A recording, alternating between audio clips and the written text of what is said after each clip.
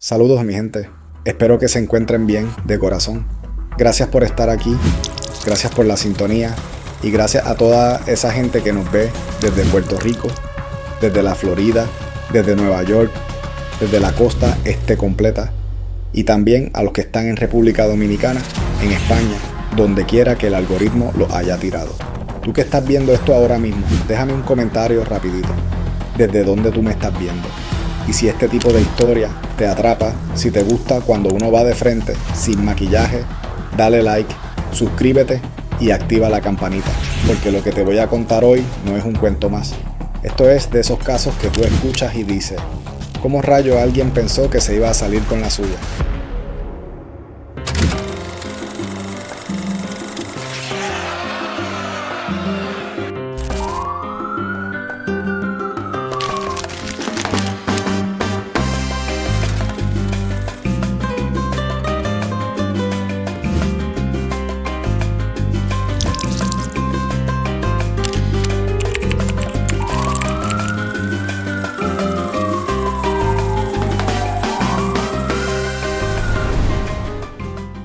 Porque hoy vamos a hablar de El crimen del cementerio. Y no, esto no es una película. No es una novela barata. Es el tipo de historia que te deja con un frío por dentro, aunque estés viendo el video con abanico al frente. Un crimen que no fue en un callejón oscuro, ni en un monte perdido, ni en una carretera sola. No, fue peor. Fue más frío. Fue más calculado. Fue en un lugar donde tú vas a llorar, a despedirte, a decir adiós. Un lugar donde se supone que haya silencio, respeto, paz, un cementerio. Y aquí viene la parte que te va a tumbar la quijada. El sospechoso no era un deambulante, no era un loco de la calle, no era cualquiera. Era un hombre con apellido, con dinero, con conexiones.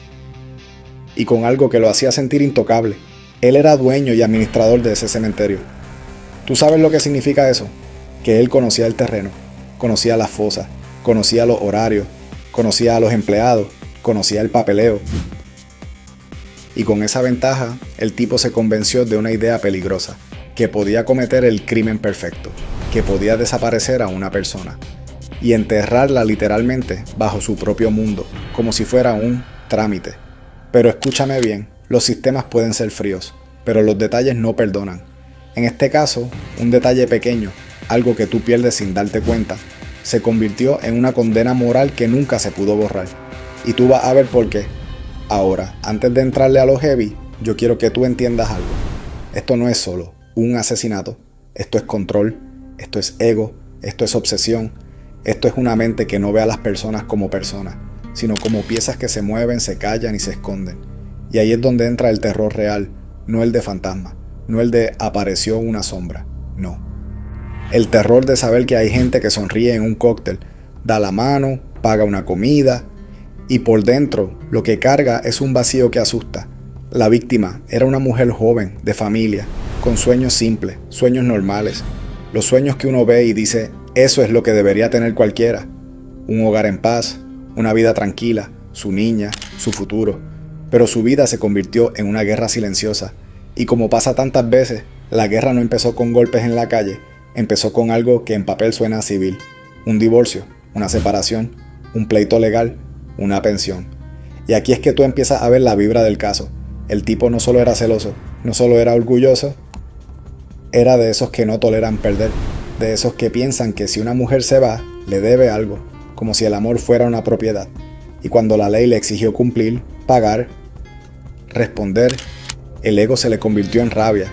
Y la rabia, cuando está en manos de alguien con poder y acceso, se transforma en algo bien feo. El día de la desaparición, ella salió de su casa como sale cualquiera, con su rutina, con sus cosas, con su ropa puesta, con su cartera, con detalles que parecen insignificantes, hasta que la vida te los convierte en evidencia. Tacones blancos, falda, un cinturón, un pañuelo, una cajita de tissues porque estaba enferma. ¿Tú sabes lo duro que es eso? Que tú estás resfriada, pensando en tu trabajo, en tu día, y sin saberlo, esos tissues se vuelven parte del último rastro, desaparece. Y como pasa en muchas historias, al principio la gente se confunde. ¿Se fue? ¿Estará con alguien? ¿Será que se escondió? Porque a veces la mente busca una salida menos dolorosa que aceptar lo obvio. Pero aquí había algo raro desde temprano. El tipo estaba demasiado tranquilo, demasiado seguro, como si estuviera actuando un papel. Las hermanas de ella, porque la familia siempre siente cuando algo huele a mentira, fueron donde él y lo encontraron trabajando en el cementerio. Mira esa imagen, el tipo entre tumbas, con tierra, con herramientas, en su territorio. Ellas preguntan por la desaparecida y él responde como quien tiene un libreto aprendido. Pero de momento, una de las hermanas suelta una frase que es un puñal. Le dice algo como que si ella está muerta, quien la mató tuvo que ser alguien con medios para esconder un cuerpo. Y ahí, mi gente, es que el cuerpo no miente. Dicen que el hombre se puso pálido, nervioso, tembloroso y rápido, como quien quiere tapar un boquete con la mano. Empiezas a hablar de papeleo, que para enterrar un cadáver hay que llenar documentos, que no es tan fácil, que eso no se puede ocultar. Y cuando alguien se pone a explicarte demasiado una cosa que tú ni le preguntaste, es porque está tratando de construir una pared. Después, él inventa que supuestamente la vio en tal sitio, que iba a ayudar a buscarla, que si manda el cheque de pensión, ella va a salir del escondite. O sea, mira el nivel de manipulación. Él quería convertir la desaparición en un capricho de ella, en un juego. Y eso es lo que más enferma da, esa necesidad de controlar incluso la narrativa de la víctima. Pero no se queda ahí. Para probar que él no sabe nada, él empieza a enseñar cosas. Mira esta casa, mira la otra, mira el cementerio, como si el escenario fuera un tour. Y esa es una táctica clásica del que se cree más inteligente. Te enseño lo que quiero que veas, para que tú dejes de mirar donde no quiero. Y aquí entra el elemento que cambia el juego, la idea de que la verdad podía estar debajo de la tierra, no en un archivo, no en una llamada, no en un chisme, debajo de la tierra, en el mismo negocio del sospechoso. Hay un detalle que en este caso se vuelve casi una maldición, una fosa específica, una tumba que no era cualquiera, una fosa donde se hicieron movimientos raros, donde se trabajó de manera extraña, donde se aplicó cemento como si se estuviera sellando algo más que un piso. Piensa en eso. Piensa en la psicología de alguien que cree que el cemento no es solo construcción, sino silencio. Si lo sello, se acabó. Si lo tapo, desaparece. Esa mente no está pensando en Dios, ni en culpa, ni en el dolor de una familia.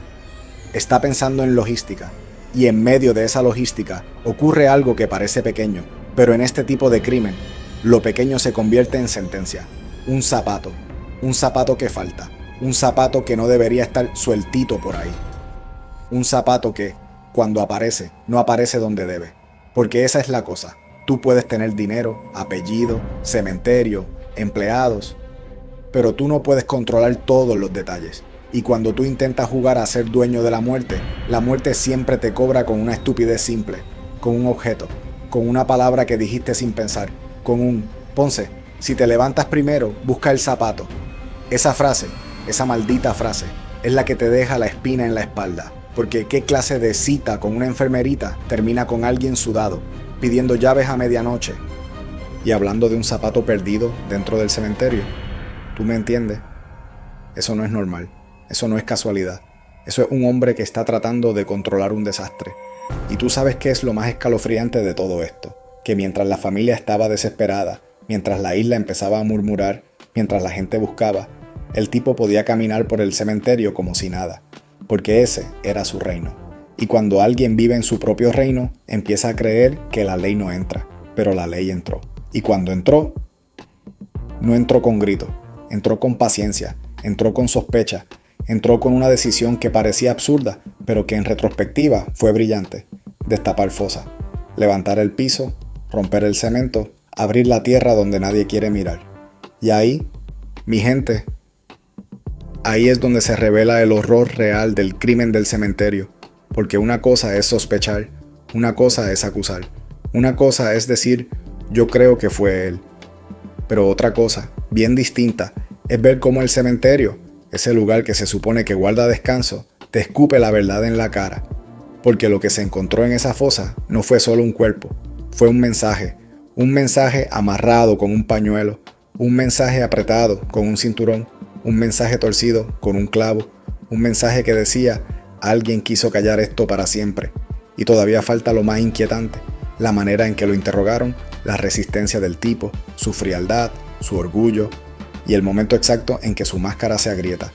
Porque te voy a decir algo, hay gente que no se quiebra con golpe, se quiebra con tiempo, con presión, con el peso de saber que la tierra ya habló. Ahora bien, vamos a bajar la voz un poco y subir la tensión, porque aquí es donde la historia se vuelve verdaderamente incómoda.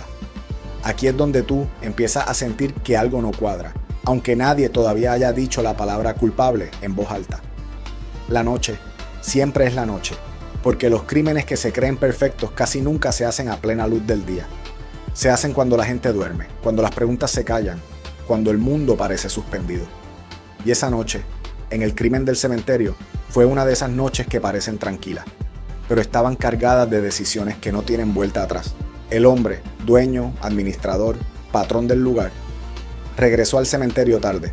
No era horario normal, no era rutina. Y cuando alguien que controla un espacio decide volver fuera de hora, no es por casualidad, es porque necesita que nadie mire, es porque necesita silencio y es porque necesita algo más peligroso que oscuridad, tiempo. Pidió las llaves. Y fíjate en el detalle, porque aquí es donde la historia se pone bien boricua, bien de barrio. Dio una excusa tan mala que parecía improvisada. Dijo que tenía una cita, que iba a entrar con una enfermerita en un cementerio a medianoche. ¿Tú sabes lo ridículo que suena eso cuando lo dices en voz alta? Pero cuando tú tienes poder, la gente muchas veces no te cuestiona, te creen o fingen creerte, porque el poder intimida. El celador le dio las llaves, porque era su jefe, porque él mandaba, porque en ese lugar su palabra era ley. Y ese es uno de los elementos más aterradores de este caso. Nadie lo forzó. Nadie lo ayudó conscientemente. El sistema mismo le abrió la puerta. Horas después, regresó, sudado, alterado, con esa ansiedad que no se puede esconder aunque uno intente posar de tranquilo. Y entonces soltó una frase que con el tiempo se convertiría en un eco maldito. Si te levantas primero, mira a ver si encuentras un zapato que se le perdió a ella. Un zapato, no dijo una mujer, no dijo alguien, dijo ella. ¿Ella quién? La supuesta enfermerita, la exesposa desaparecida. Ese desliz, ese pequeño error, fue como una grieta en una pared de concreto, pequeña, casi invisible, pero suficiente para que todo se venga abajo después. A la mañana siguiente, el cementerio parecía normal, demasiado normal. Los empleados llegaron temprano, como siempre. El sol salió, los pájaros cantaron, y sin embargo, algo había cambiado. La fosa número 4, una en específico, mostraba señales raras. El fondo estaba tapado con arena, nivelado, listo para cemento, como si alguien hubiera trabajado allí fuera de horario y quisiera borrar cualquier rastro. Y aquí es donde tú empiezas a entender la mente del que se cree intocable, porque el tipo no solo enterró algo, mandó a sellarlo, ordenó mezcla, cemento fresco, piso nuevo, como quien dice, aquí no pasó nada, aquí se acabó la historia. Pero la historia no se acaba cuando tú quieres, se acaba cuando la verdad decide salir. Mientras tanto, afuera del cementerio, la familia de ella estaba viviendo un infierno. Días sin noticias, días sin respuestas, días en los que cada llamada podía ser la llamada, y no lo era. Y mientras esa angustia crecía, el hombre seguía moviéndose como si nada. Como si el mundo no estuviera encima de él, como si el silencio lo protegiera, hasta que alguien, y esto es lo brutal de esta historia, alguien que no tenía poder, ni apellido, ni cargo, alguien común, soltó la idea correcta, un limpiabota, sí, un limpiabota, alguien que nadie miraba dos veces, alguien que no salía en los periódicos, alguien que no tenía oficina ni títulos. Ese fue el que dijo lo que nadie se había atrevido a decir en voz alta. ¿Y si está enterrada en el cementerio? Mira eso. El crimen perfecto no se empieza a caer por un genio de oficina, ni por un investigador famoso. Empieza a caerse por la intuición de alguien que entiende cómo se mueve el mundo desde abajo. El fiscal escucha la teoría, y aquí es donde el caso da un giro histórico, porque el fiscal pudo haberse reído, pudo haberlo descartado, pudo haber dicho eso es imposible. Pero no. El fiscal decidió hacer lo impensable, ordenó destapar fosas. Imagínate el ambiente ese día. Periodistas, policías, obreros, palas, picos, cemento rompiéndose. El sonido seco del concreto quebrándose bajo golpes repetidos. Cada pedazo que caía no era solo material, era una capa de arrogancia que se venía abajo. Y cuando finalmente llegaron al fondo, cuando la tierra se abrió por completo, lo que apareció no dejó espacio para duda. Un cuerpo, boca abajo, extremidades dobladas hacia atrás, vestida, con accesorios, con la misma ropa del día de la desaparición. Pero no era solo el cuerpo, era la forma, el mensaje, la violencia íntima, el cinturón alrededor del cuello, el nudo, el clavo torcido, incrustado como un garrote, el pañuelo amarrado cubriendo nariz y boca. Eso no fue un accidente. Eso no fue un impulso. Eso fue control absoluto. El tipo no solo quiso matar, quiso asegurarse, quiso apretar hasta que no quedara aire, hasta que no quedara voz, hasta que no quedara posibilidad de resistencia. Y después de eso, la enterró en su propio cementerio, como si fuera un objeto, como si fuera parte del inventario. Cuando el cuerpo fue identificado, el silencio se rompió. Ya no eran rumores, ya no eran sospechas, ya no eran quizás. La verdad estaba allí, bajo tierra, señalando directamente a un solo lugar y a un solo hombre. Ese mismo día, antes incluso de que el cuerpo fuera oficialmente identificado por la familia, él fue detenido. Y aquí empieza otra fase igual de perturbadora, el interrogatorio, porque el tipo no gritó, no lloró, no colapsó, no pidió abogado, no pidió ver a nadie. Se sentó, leyó libros, periódicos. Dormía, comía, como si estuviera esperando, como si todavía creyera que podía ganar. Y aquí es donde tú empiezas a ver algo bien peligroso. Hay personas que no se sienten culpables aunque el mundo se les esté cayendo encima. Personas que creen que su inteligencia los va a salvar. Personas que piensan que pueden discutir con la verdad, como si la verdad fuera una opinión. El fiscal lo sabía. Sabía que no estaba frente a un hombre impulsivo. Estaba frente a alguien frío, calculador, orgulloso. Así que no lo atacó con gritos, lo atacó con lógica, con preguntas que no tenían escapatoria, con silencios incómodos, con horas, con cansancio. Y cuando finalmente lo enfrentó con la escena, con la fosa, con el cinturón, con el clavo, con las llaves, con el zapato, el hombre empezó a hacer lo único que hacen los que se saben acorralados: callarse. Pero el silencio, en ese punto, ya no lo protegía, porque el cementerio ya había hablado. Respira hondo, porque aquí es donde la historia deja de ser solo un crimen y se convierte en un duelo psicológico. Aquí ya no hay palas ni cemento. Aquí lo que hay es una mesa, una silla, un hombre que se cree más listo que todos y un fiscal que sabe exactamente dónde apretar sin tocar. La madrugada pesa distinto cuando tú sabes que el mundo ya sospecha de ti. El interrogatorio no empezó con gritos, empezó con calma, con preguntas sencillas, con ese tono casi cordial que pone nervioso al que espera un ataque frontal. Porque el que está acostumbrado a mandar cree que siempre puede imponerse. Pero cuando no hay fuerza que usar, cuando lo único que queda es la palabra, ahí es donde muchos se quiebran. El fiscal lo miró fijo y le preguntó cosas básicas. ¿Cómo estaba?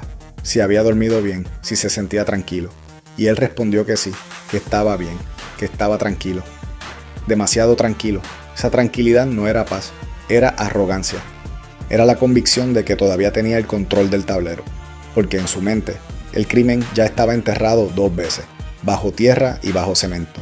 Lo demás, policía, familia, prensa, eran solo ruido, pero el fiscal no estaba jugando a las damas, estaba jugando ajedrez. Le habló del cementerio, de la fosa número 4, del hoyo innecesario, del cemento apresurado, de las llaves pedidas a medianoche, y ahí empezó el temblor interno, no físico todavía, no visible. Pero el lenguaje cambió, las respuestas se volvieron cortas, defensivas, técnicas, como quien intenta discutir con lógica algo que es emocionalmente indefendible. ¿Por qué mandó a abrir ese hoyo? Para ver si había agua. Una excusa tan floja que se caía sola. ¿Desde cuándo se cava más abajo del fondo de una fosa para ver si hay agua? Silencio. Ese silencio no era dignidad. Era cálculo, era alguien midiendo cada palabra porque sabe que cualquier frase puede convertirse en una soga. Entonces vino la pregunta clave, la que nadie quiere escuchar cuando se cree inocente. ¿Cómo explica que el cuerpo de su ex esposa aparezca estrangulado, enterrado en su cementerio, en una fosa que usted administra, a la que usted entra de noche y donde usted manda? Ahí no hubo respuesta elegante. Ahí hubo negación, repetida, mecánica, casi infantil. No fui yo. No sé. No tengo nada que decir. Y entonces el fiscal hizo algo que cambia el curso de cualquier interrogatorio. Lo acusó directamente. Le dijo, sin rodeos, sin metáforas, sin paños tibios, que él la había estrangulado, que la había enterrado, que había creído cometer el crimen perfecto. Ese momento es crucial, porque hay dos tipos de culpables, los que se derrumban cuando los acusan y los que se ofenden. Él se ofendió. Eso es una deducción suya. No dijo, eso es falso. No dijo, usted se equivoca. Dijo, esa es su deducción. Como si el problema no fuera el hecho, sino la interpretación. Ahí el fiscal apretó más. Le habló del cinturón, del clavo, de la forma del torniquete, de las fracturas en la laringe, de la precisión, de la intención. Porque eso no fue una pelea, eso fue una ejecución íntima, de cerca, mirando a los ojos. ¿Por qué el cinturón tenía 2 vueltas? No sé. ¿Por qué el clavo estaba torcido dentro del nudo? No tengo nada que decir. Cada no sé era una admisión disfrazada. Cada silencio era una pieza más encajando. Y entonces, cuando la presión ya no venía solo del fiscal, sino del cansancio, del encierro, del tiempo detenido, pasó lo que siempre pasa. Se quebró, no con lágrimas, no con gritos, se quebró rindiéndose. La confesión no fue teatral, fue fría, detallada, técnica, como quien describe un procedimiento aprendido. Dijo dónde, dijo cómo, dijo con qué, dijo incluso los errores, el zapato que se cayó, el botón que se desprendió, los hilos del cinturón que se le quedaron en las manos. Eso es lo más perturbador de todo. Nadie inventa detalles así si no estuvo allí. Describió cómo la acostó sobre una puerta, cómo improvisó el torniquete, cómo apretó, cómo el cuerpo dejó de resistirse. Y después, la logística, el traslado, el baúl del carro, el cementerio, la fosa, el cemento, todo dicho con una calma que helaba la sangre. Horas más tarde, frente a periodistas, volvió a confesar. Ya no había vuelta atrás. El crimen perfecto había muerto oficialmente. Pero aquí es donde la historia se vuelve todavía más oscura. Porque la defensa no se quedó quieta. Alegaron presión psicológica, detención ilegal, interrogatorio prolongado, y aunque el jurado lo encontró culpable de asesinato en primer grado, el caso no terminó ahí. Años después, tribunales superiores cuestionaron la forma en que se obtuvo la confesión. No porque dudaran del crimen, sino porque el sistema también cometió errores. Y eso abrió una puerta peligrosa, la posibilidad de que un culpable se beneficie de fallas procesales. Mientras tanto, el análisis psiquiátrico reveló algo escalofriante. El hombre no estaba loco. Sabía distinguir entre el bien y el mal, pero era narcisista, frío, emocionalmente inmaduro. Para él, un cadáver no era una persona, era un objeto, un cliente, criado entre muertos, trabajando con cuerpos desde joven. La muerte no le provocaba horror, le provocaba control. Y ahí entiendes que este crimen no fue solo por dinero, ni por pensión, ni por celos. Fue por ego, por poder, por la necesidad de demostrar que él mandaba, incluso sobre la vida de quien había decidido irse. Si pensabas que lo peor ya había pasado, aguanta ahí, porque lo que viene ahora es más frío que la tumba misma. Aquí ya no hablamos del crimen, hablamos del sistema, del juego largo, de cómo un asesinato claro, documentado, confesado, puede empezar a resbalarse entre tecnicismos, papeles y togados con cara de estatua. El juicio no arrancó como una explosión, arrancó lento, pesado, con ese aire espeso de sala cerrada donde todo el mundo sabe que lo que se va a decidir ahí no es solo la culpa de un hombre, sino la credibilidad de un país entero. El acusado entró al tribunal sin esposas visibles, bien vestido, peinado, erguido. No parecía un asesino, parecía un empresario molesto por estar perdiendo el tiempo. Y eso, en Puerto Rico, pesa más de lo que nos gusta admitir. La fiscalía presentó el caso como un rompecabezas que ya estaba armado. Tenían el cuerpo, tenían la causa de muerte, tenían la fosa, tenían el zapato, tenían el cinturón, tenían el clavo, tenían los testigos y tenían la confesión. Pero la defensa llegó con una sola misión: ensuciar la verdad. No negaron la muerte, no negaron la escena, no negaron los objetos, atacaron el cómo. Dijeron que la confesión fue arrancada con presión psicológica, que estuvo detenido ilegalmente, que fue interrogado demasiadas horas, que no tuvo abogado, que no vio a su familia. Y aquí es donde el caso se vuelve incómodo, porque algo de eso era cierto. Lo tuvieron detenido varios días sin formular cargo. Lo interrogaron de noche, madrugada adentro. Lo llevaron al cementerio a ver el cadáver en descomposición. Nada de golpe, nada de amenazas directas, pero sí desgaste, sí aislamiento, sí presión constante. Y la defensa lo repitió como un mantra. No importa si es culpable, importa cómo se obtuvo la confesión. El jurado escuchó todo.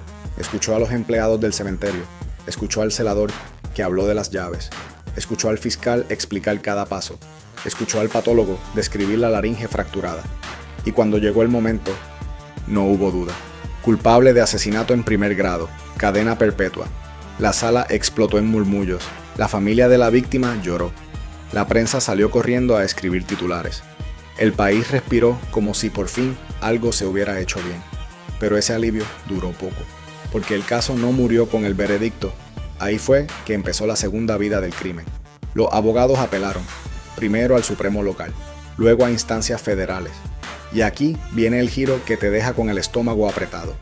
El Tribunal Superior reconoció algo peligroso, que la confesión inicial no debió admitirse porque fue obtenida bajo coacción psicológica.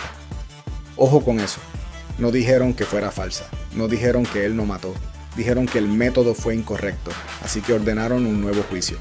Imagínate eso, la familia vuelve a sentarse. Los recuerdos se abren otra vez. El cadáver vuelve a describirse, el cinturón vuelve a apretar, pero ahora en la garganta de la justicia.